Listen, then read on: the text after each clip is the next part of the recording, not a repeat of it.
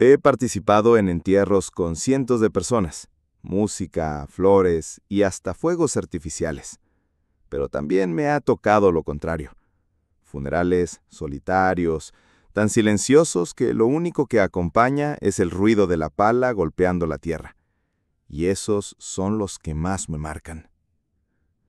Una mañana de invierno me asignaron un entierro en el sector más antiguo del cementerio. Revisé el registro. Mujer de 73 años. Nombre sencillo, sin más datos que un número de partida de defunción. Pregunté si había familia confirmada y el administrador solo me dijo: parece que vendrá un hijo. Solo uno. No le di demasiada importancia. A veces los papeles no reflejan bien la realidad, y de pronto llegan primos, sobrinos o vecinos. Preparé la fosa como cualquier otra, bajo un ciprés que lleva décadas de pie, con raíces gruesas que se enredan en la tierra. Al mediodía llegó el féretro. Lo trajo una camioneta pequeña, sin cortejo detrás. El conductor de la funeraria bajó solo. Me saludó con un gesto cansado y me ayudó a cargar el cajón. Detrás venía un hombre de unos 40 años, con una campera gris y los ojos rojos. Supe de inmediato que era el hijo. No había flores, ni coronas, ni música. Solo el silencio áspero del viento. El hombre se acercó al borde de la fosa y me pidió, casi en susurro: ¿puedo despedirme antes de que la bajen? Asentí y me retiré unos pasos. Lo vi apoyar las manos sobre la tapa del cajón, acariciando la madera como si fuera piel. No lloraba a gritos, apenas le caían lágrimas silenciosas que se mezclaban con la tierra húmeda. Alcancé a escuchar que le decía: perdón, mamá.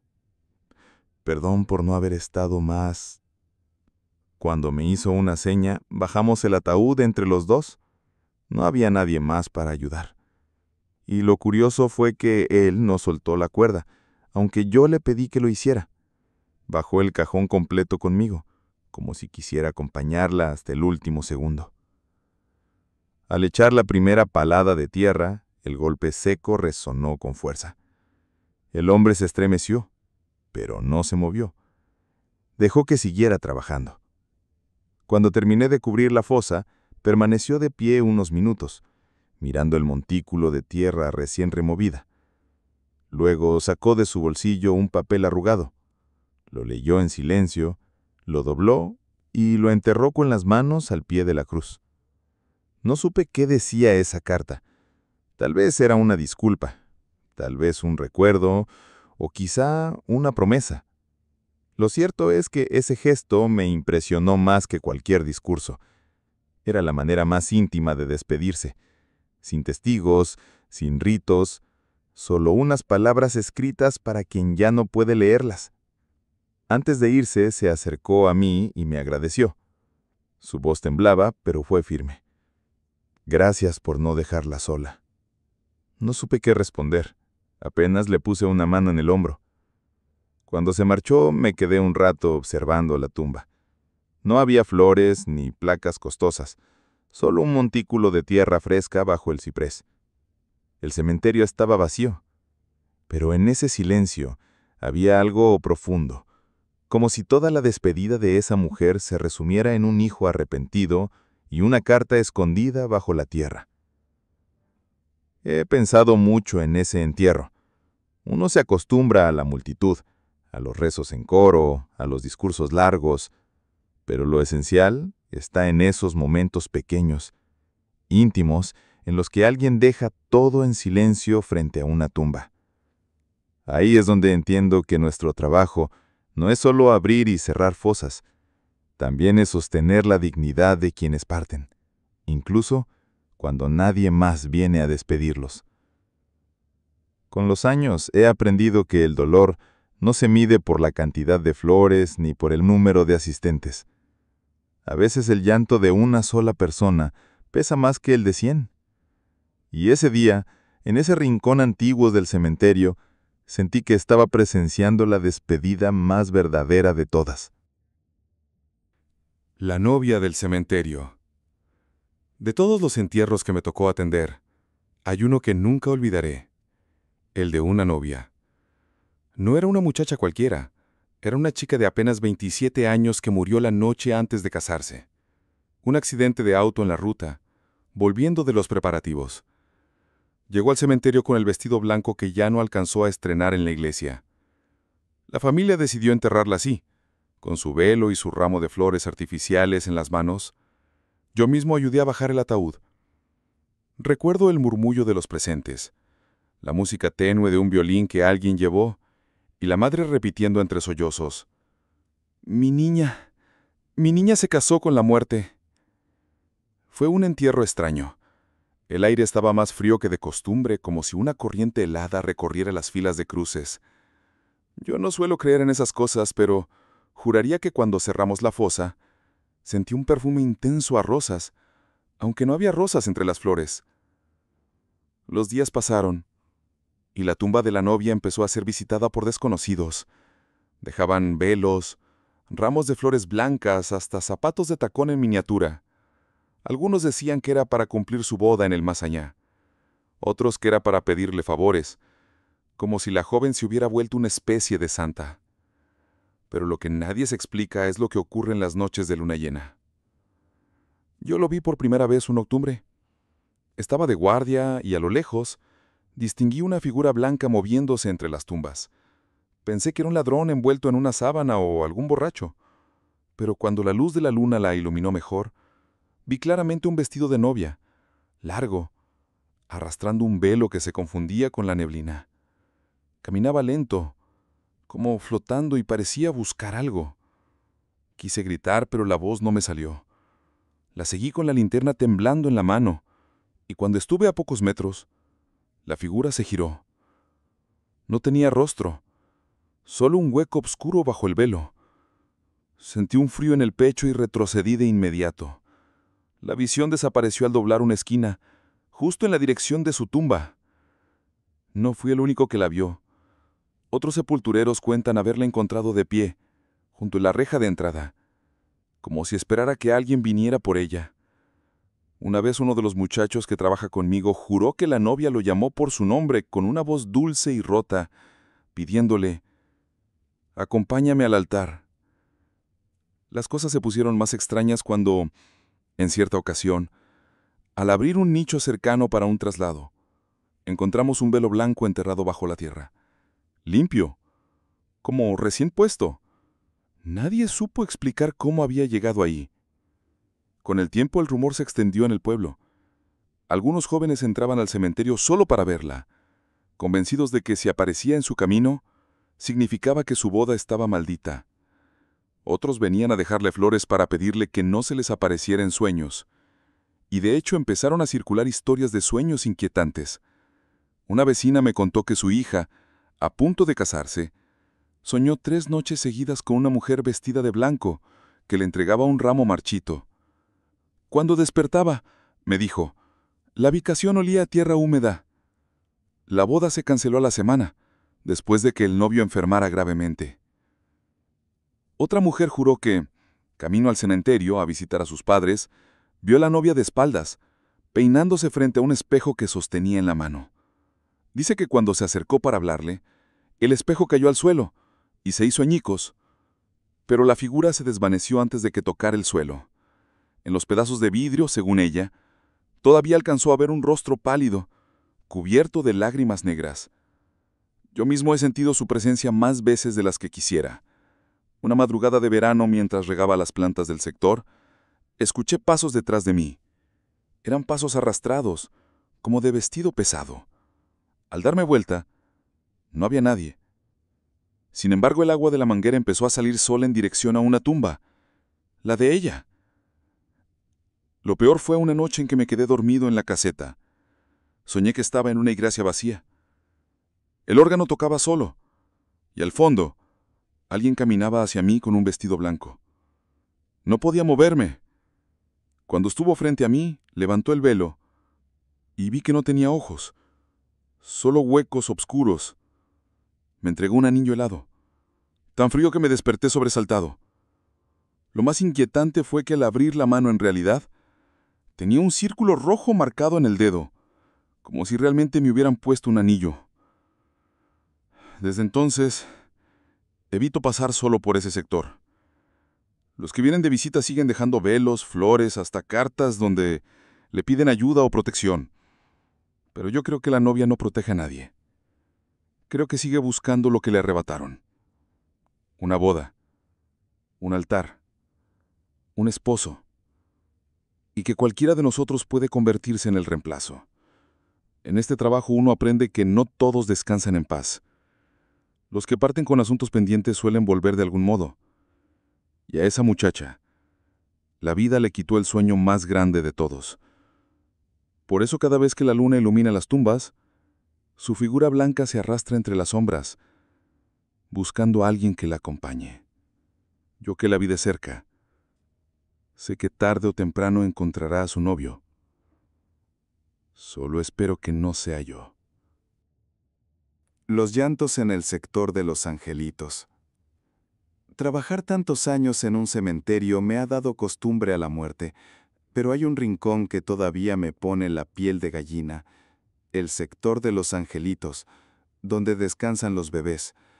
Ahí las tumbas son más pequeñas, algunas con juguetes, chupetes o flores diminutas.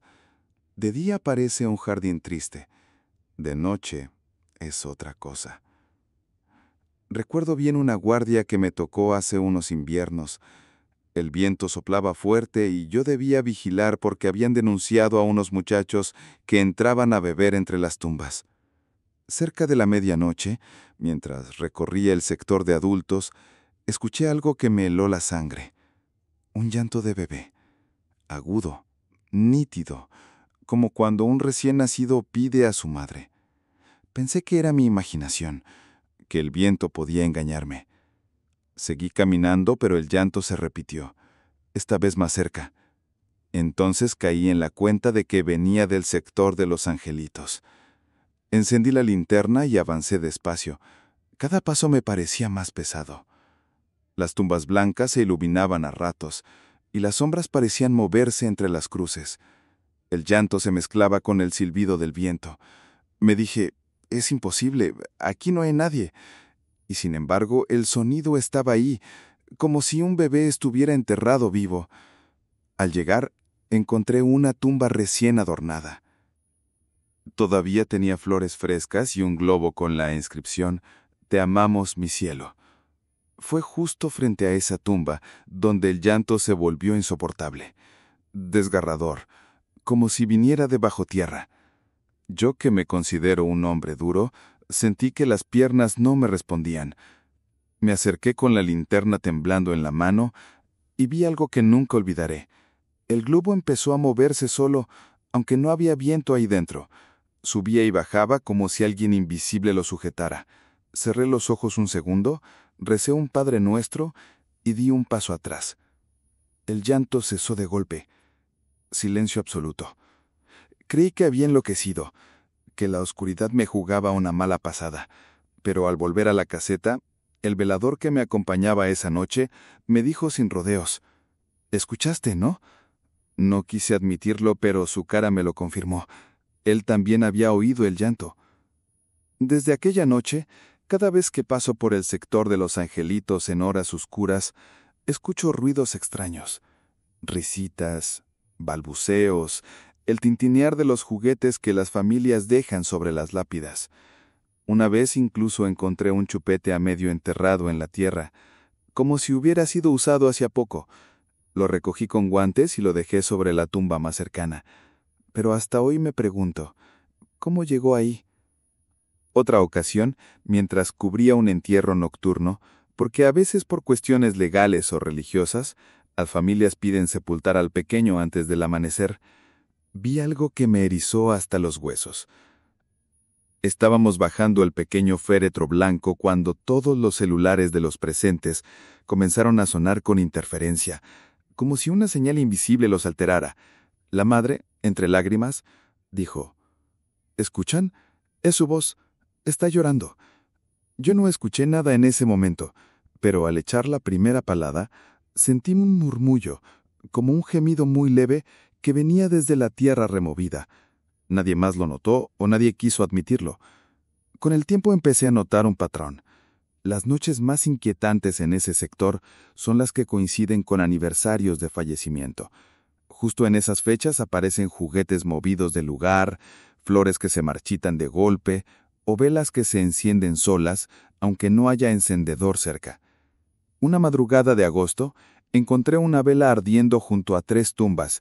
Lo extraño es que el cementerio estaba cerrado con candado y nadie había podido entrar. Algunos trabajadores antiguos dicen que no son fantasmas en el sentido clásico. Dicen que son los ecos de los llantos que nunca llegaron a calmarse, las memorias de esas vidas tan breves que quedaron atrapadas en la tierra. Y quizás sea cierto. Yo mismo he visto cómo al caer la noche, los globos atados a las cruces empiezan a sacudirse al unísono, como si una ráfaga invisible de pequeños pasos corriera entre las lápidas. Una vez, en pleno invierno, tuve que refugiarme en la capilla porque sentí que algo me seguía.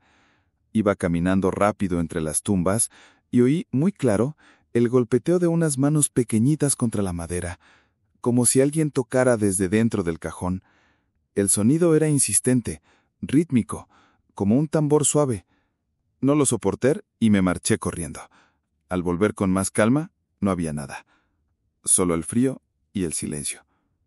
Sé que muchos pensarán que estas historias son inventadas para darle dramatismo al oficio, pero yo sé lo que escuché y lo que vi. Y lo más perturbador es que siempre ocurre en el mismo sitio, el sector de los angelitos. Los bebés no tienen palabras para contar su dolor, pero sus llantos atraviesan la tierra y se quedan suspendidos en el aire. Desde entonces, evito pasar solo por ahí de noche. Cuando me toca guardia, rezo antes de entrar y dejo siempre una vela encendida en la capilla. Es mi forma de pedirles que descansen. Y aunque sé que mi trabajo es cavar y sellar la tierra, no puedo dejar de pensar que en esas pequeñas tumbas todavía hay voces que no aprendieron a callar.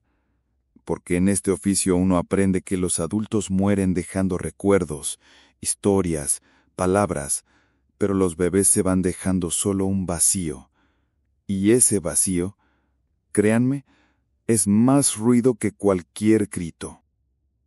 El niño del ataúd blanco. Llevo más de una década trabajando en el cementerio, y aunque uno se acostumbra al peso de la tierra y al silencio de los muertos, hay entierros que se quedan grabados para siempre. No importa cuántos años pasen, la imagen vuelve en sueños, o cuando paso cerca de cierta tumba, o cuando escucho la risa de un chico en la calle. Era un sábado frío, de esos en los que el viento sopla como cuchillo. Teníamos programados 3 entierros ese día, y el segundo era el de un niño de apenas 8 años. El ataúd, blanco y pequeño, llegó en la camioneta de la funeraria. Nunca me acostumbro a los féretros de niños. Parecen juguetes, demasiado frágiles para guardar tanto dolor. El chico se llamaba Mateo. Lo supe porque su nombre estaba escrito con letras doradas sobre la tapa, rodeado de calcomanías de superhéroes que los mismos padres habían pegado. Él los amaba, me dijo el hombre de la funeraria, con un nudo en la voz. Yo no pregunté más. En este trabajo, uno aprende que la discreción es parte del respeto. La familia llegó poco después. La madre venía sostenida por 2 mujeres. Apenas podía caminar. El padre tenía los ojos enrojecidos, cargaba entre las manos un pequeño peluche azul. Lo apretaba como si fuera lo único que le quedaba. La gente suele pensar que en un entierro los gritos son lo más duro, pero no. Lo que más pesa es el silencio, esa mudez que cae sobre los padres cuando se dan cuenta de que no habrá más abrazos, ni más desayunos compartidos, ni más noches de cuentos. Ese día, cavar la fosa fue como pelear con el propio destino. Cada palada me dolía en los brazos, como si mi cuerpo se resistiera a abrirle espacio a un niño. Mis compañeros y yo evitábamos mirarnos demasiado.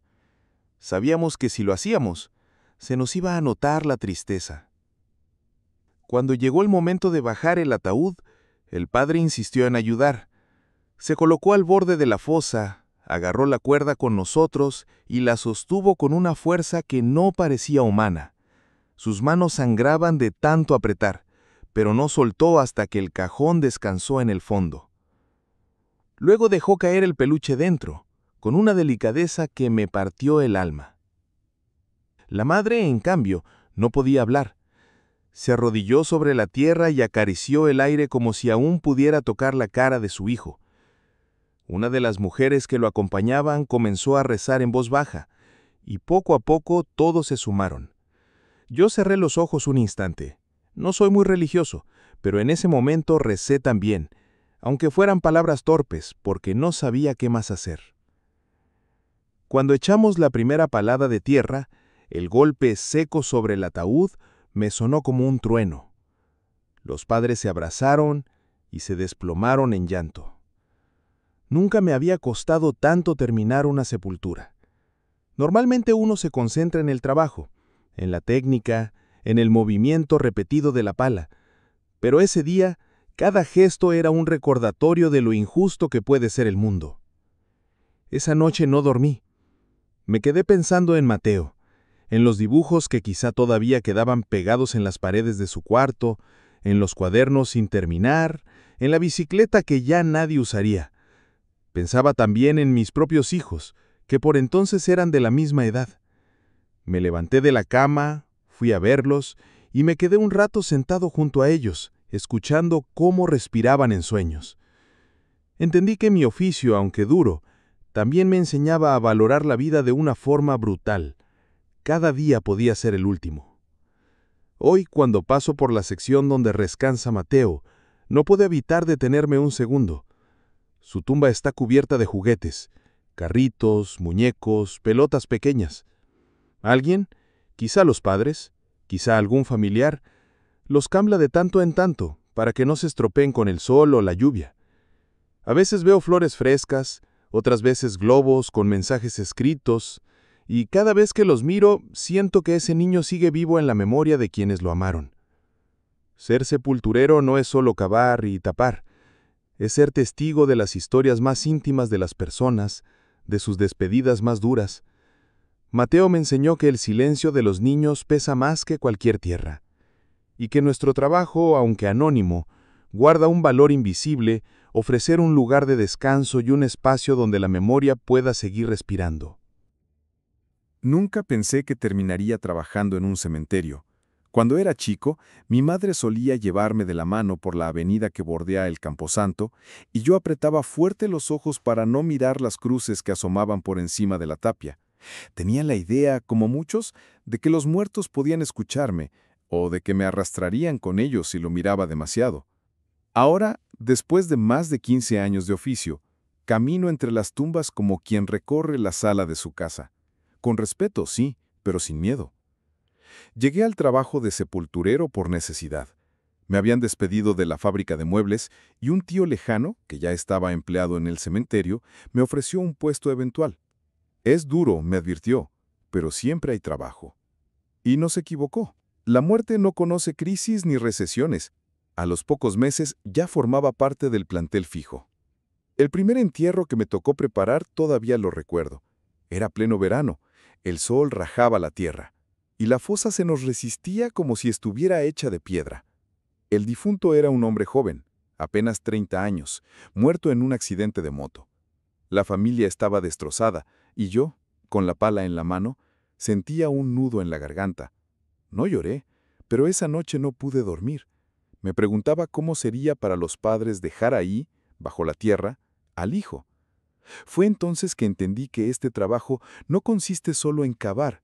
También se trata de aprender a mirar el dolor ajeno sin quebrarse, de acompañar a las familias con silencio y dignidad. Con los años uno se acostumbra a ciertas rutinas. Los turnos empiezan temprano. Revisamos las herramientas, marcamos las fosas en el registro y si hay entierros programados, se prepara el terreno. En el depósito siempre hay que mantener en orden las escaleras, los picos, las sogas y la carretilla. Parece un detalle menor, pero en este oficio el descuido se paga caro. Una soga gastada puede romperse en medio de una sepultura y causar una desgracia. He visto de todo, desde funerales multitudinarios con música y flores costosas, hasta entierros solitarios, donde no aparece más que un vecino o un empleado de la funeraria. Me impactan mucho los entierros de los que nadie se ocupa, indigentes, cuerpos no reclamados, a veces bebés recién nacidos. En esos casos, somos los sepultureros quienes sostenemos el féretro, decimos una oración corta, aunque no todos seamos creyentes, y echamos la tierra. Al final, siempre me tomo un momento para mirar la lápida sin nombre, como pidiendo perdón. La gente suele preguntarme si me da miedo andar de noche entre las tumbas. La verdad es que el cementerio tiene un silencio especial, pero nunca me ha asustado. Lo que pesan son las historias que arrastran los vivos, no los muertos. Una vez, por ejemplo, nos tocó abrir una fosa para trasladar restos antiguos. El cajón estaba reducido a tablones húmedos y huesos frágiles. Mientras trabajábamos, uno de los hijos del difunto se quedó todo el tiempo al lado como si quisiera asegurarse de que tratáramos bien a su padre, aunque habían pasado ya 20 años. Me impresionó la fidelidad de ese hombre. Lloraba con la misma intensidad como si la muerte hubiera ocurrido ayer. También he visto peleas en pleno entierro. Hermanos que discuten por herencias, exparejas que se reprochan viejas heridas, familias que se enfrentan al borde de la tumba. En esos momentos, nosotros, los trabajadores, hacemos de mediadores improvisados. A veces basta un gesto firme, otras hay que llamar a la policía. Lo curioso es que, rodeados de muerte, algunos no logran recordar que la vida es demasiado breve para gastar en rencores. Lo físico del trabajo tampoco es sencillo. Cavar bajo el sol o bajo la lluvia, cargar cajones pesados, mover tierra endurecida, todo eso te deja la espalda y las manos hechas polvo. Tengo callos que ya no desaparecen y dolores que se han vuelto parte de mí. Pero aprendí a aceptar el desgaste como parte del oficio, como lo hacen los albañiles, los mineros o los agricultores. Hay, sin embargo, un aspecto que pocos consideran. El cementerio también tiene vida. Entre las lápidas crecen árboles, anidan pájaros y se abre paso la hierba. En primavera, cuando florecen los jazmines que plantaron algunas familias, el aire se llena de un perfume inesperado. Me gusta sentarme un rato al terminar la jornada y escuchar cómo cantan los gorriones. En esos momentos, pienso que al final los muertos descansan en un lugar más sereno de lo que imaginamos. Algunas noches me ha tocado hacer guardias por vandalismo. A la gente le sorprende, pero hay quienes entran a robar bronces o a romper tumbas por simple maldad. Es doloroso ver el esfuerzo de una familia reducido a escombros. Recuerdo un caso en que destrozaron un ángel de mármol que una madre había mandado a tallar para su hijo. Ella lloraba desconsolada y yo no supe qué decirle. Me limité a limpiar los restos y a prometerle que pondríamos más vigilancia. Es en esos instantes cuando más duele este trabajo, cuando no podemos proteger la memoria de quienes ya no están. Con el tiempo he aprendido a no llevarme todo ese peso a casa. Al principio soñaba con ataúdes, con gritos, con tierra húmeda. Ahora sé que debo dejar el dolor detrás de la reja del cementerio. En casa me esperan mi mujer y mis hijos, y necesito que ellos me vean como padre y esposo, no como sepulturero. Sin embargo, inevitablemente, algo de lo que veo me acompaña siempre. Cuando abrazo a mis hijos, recuerdo a los padres que han enterrado a los suyos. Cuando celebro un cumpleaños, pienso en quienes ya no pueden hacerlo. Es una forma de valorar la vida. Mucha gente me pregunta si creo en fantasmas. Yo suelo responder que, si existen, no molestan. Nunca he visto nada fuera de lo común, ni sombras, ni voces, ni apariciones. Lo que sí he sentido es el peso del silencio absoluto, ese que te recuerda que todos vamos al mismo destino. Y en cierto modo, esa certeza me da paz. No sé cuánto tiempo más seguiré en este oficio. Mis rodillas ya se quejan y la espalda pide tregua. Pero mientras pueda, seguiré viniendo cada día, abriendo y cerrando la tierra, acompañando a las familias en su último acto de despedida. Porque aunque pocos lo reconozcan, ser sepulturero también es una forma de servicio. Nosotros no damos discursos ni coronas de flores, pero garantizamos que cada persona tenga un lugar donde descansar. Si algo me ha enseñado este trabajo, es a perderle miedo a la muerte y a respetar profundamente a los vivos. El cementerio, lejos de ser un lugar de terror, es un recordatorio constante de lo frágil que somos. Cada nombre en una lápida cuenta una historia, y yo, que camino entre ellas cada día, Siento que mi deber es escuchar ese silencio y aprender de él. Hasta aquí llega el video de hoy. Si te gustó este relato, no olvides darle like. Eso nos ayuda muchísimo a seguir trayendo más historias. También te invito a suscribirte al canal y activar la campanita para que no te pierdas ningún próximo video. Y cuéntame en los comentarios, ¿qué te pareció esta historia? O si quieres que hable de algún tema en especial, me encantaría leerte. Gracias por acompañarme. Nos vemos en el próximo video.